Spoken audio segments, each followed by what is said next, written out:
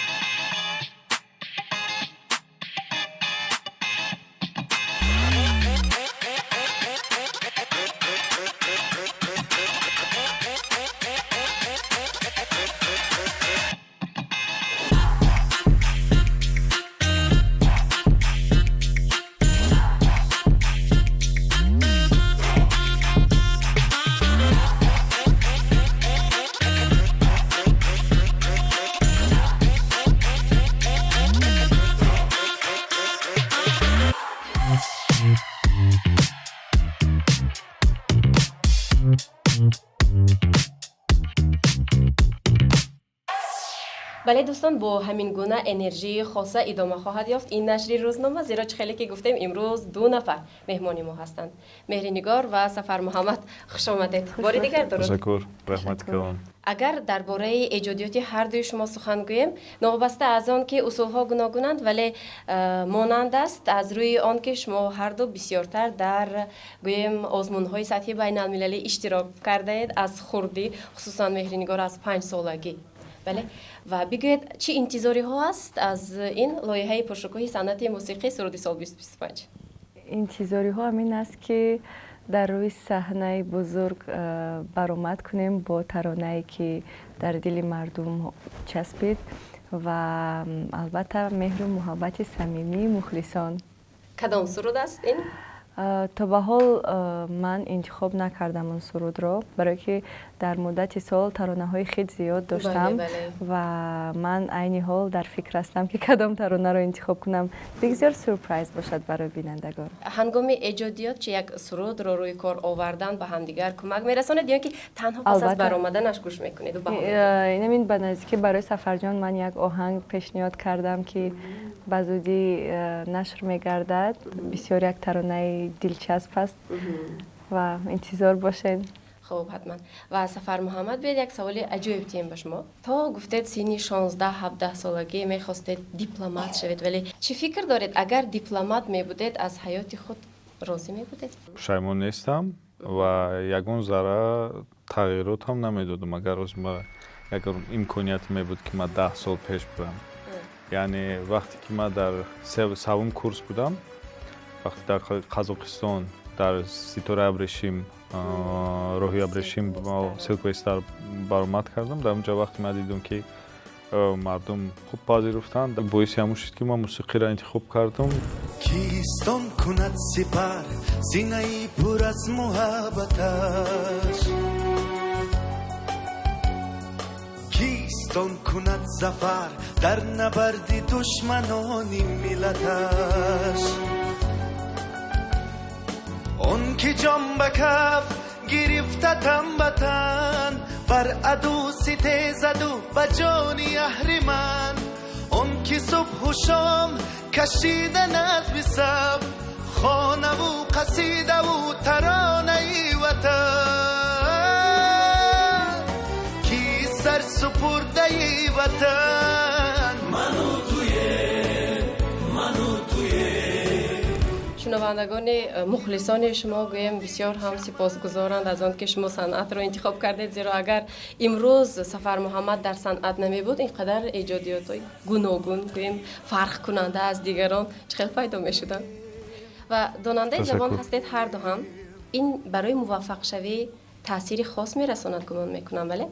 бале, ҳар як ҳунарманде ки мехоҳад ки дар сатҳи ҷаҳонӣ маъруф шавад, باید حتمی زبان‌های خارجی را دانستن، چون ما در یک مملکتی زندگی میکنیم که همه شرایط‌ها فراهم هست و باید که این حالت‌ها را استفاده برده زبان بیاموزیم، دانش بیاموزیم. به همین خاطر من بسیار شدم که میتوانم با حداقل 5 زبان آزادانه حرف بزنم.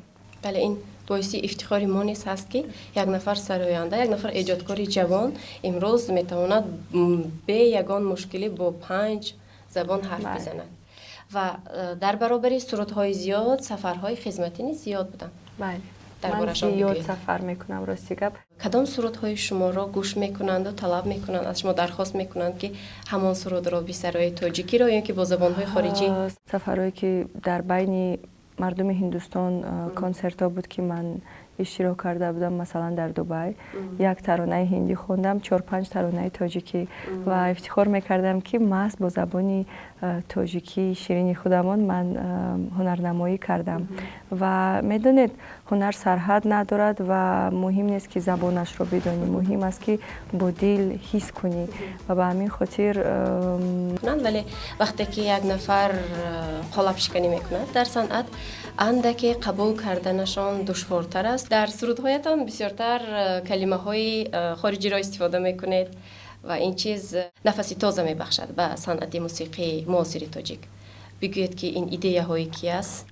راستی وقتی ما با گروه جدی کار میکنیم، همون وقتا سخنایی که من میگم پیشای شعر نویستن یا اون سخنی انگلیسی میگم که برای شاعر آسان‌تر شود سخن یافتن. یعنی کلمه های مخصوص را شما پیشکی یعنی قبلا به شاعر میگویید؟ بله من میخوام که این سخن ببینم، من میخوام که این موضوع باشه. اندکی زمزمه کنید برای ما و برای مخلصان. خوب شب که تونستی آسمان به ستاره خاطراتی خسته پاره باوری ندارم که اینو مرا نخوانی از برم جدا تو بتانی بیمانی. در پیام آخرشان پیشوای معظم ملت محترم امام علی رحمان درج کردند که جوانان حتما باید که زبانهای خارجی را بیاموزند، چون میدونید مثلا ما با واسطه ما وقتی که ما با زبان خارجی و مثلا تاجیکی خودمون پیوسته ترانه میخونیم، ما فرهنگا رو متحد میکنیم.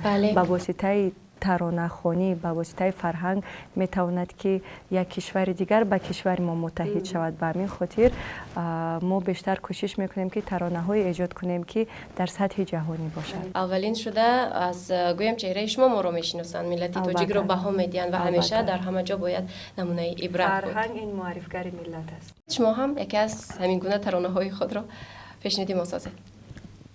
باشد. تنها تو هستی my lover, don't you leave me alone یارم، میری تو ام جانی تو ام، I'm in love with you دلبر، I don't need anything just your heart، کپک بشنو ای یارم، میری تو ام جانی تو ام، I'm in love with you دلبر. در سرودی سال 2025 شما کدام سرود را پیشنهاد میکنید؟ ما روز پیشنهاد کردم ولی حضورش در ولی انیق نکردیم. لیکن ما چی سرودیم نباشم و خوشبخت میشم در این صحنه بزرگی کاخ برباد، برای که من آرزو داشتم در اونجا برآمد. بسیار شاد شدم که در کاخ برباد میگذرد این سرودی سال. باری اول است برای من. نگفته نماند اولین برآمد من در صحنه بزرگ سال 2003 در کاخ برباد بود. من صنف یک بودم. سفر محمد و مهری نگار، بیایید برای درباره شما، درباره خواسته های دلتان هرچی بسیارتر فهمیدن یک بازی میگذرانیم در آخری همین نشری روزنامه تا اینکه هم جالب باشد و هم ما نیز بسیار چیزها را دانیم درباره‌تان. بیایید اول از شما سر میکنیم. سوال پیشنهاد میکنم و شما یکی اش را انتخاب کنید. صحنه یا استودیو؟ صحنه. موسیقی کلاسیکی یا پاپ؟ همش. ما همه. اگر یکی را انتخاب کنید چی؟ رویه پاپ راک، رویه خود من انتخاب میکنم. تنقید یا تعریف؟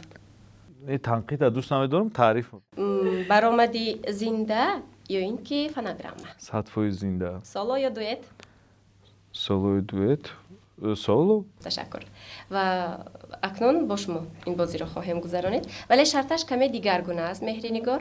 ما درباره شما گویا که یک دلیل یک فکت پیشنهاد میکنیم و شما تنها یا که ها یا که نه گفته آن را تصدیق میکنید به یگان شرح. این بازی نام دارد به شرح. بلند میخندید. بله. پیش از به صحنه برآمدن هیجان دارید؟ بله. از تاریکی میترسید؟ نه. سفرهای خدمتی درآمدی زیاد دارد؟ دارد. بله. پزنده هستید؟ بله. آرام طبیعت می باشید؟ نه. در صحیفه‌های اجتماعی پیگیرانتان حقیقی نیستند؟ هستند. موادهای کسمتیکی را تنها از برند خودتان استفاده میکنید؟ بله. روزی 24 ساعتی 16:30 ما همه شما را انتظاریم و تا روز ما کوشش به خرج میتیم که همه در سطح عالی تیار شود و یک کنسرتی تاریخی با شکوه برای من و همچنین برای شما برای که هم بینندگان هم ما یکم بار ممکن بیایم به صحنه آنها همچون تماشابین من همچون آوازخوان برای ما دستگیری شما برای من در کار است. من همه شما رو دوست می‌دارم و همه شما رو من انتظارم.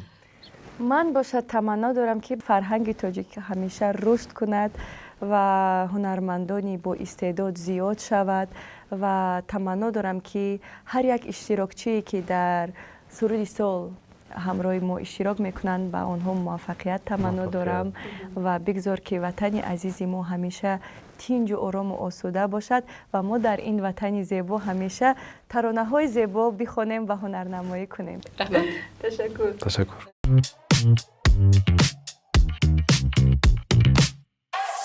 این اسباب در دست من صدای نخواهد داشت اما چه خیلی دیدیم مهرینگار و سفر محمد که صنعتکاری پرجبهه هستند.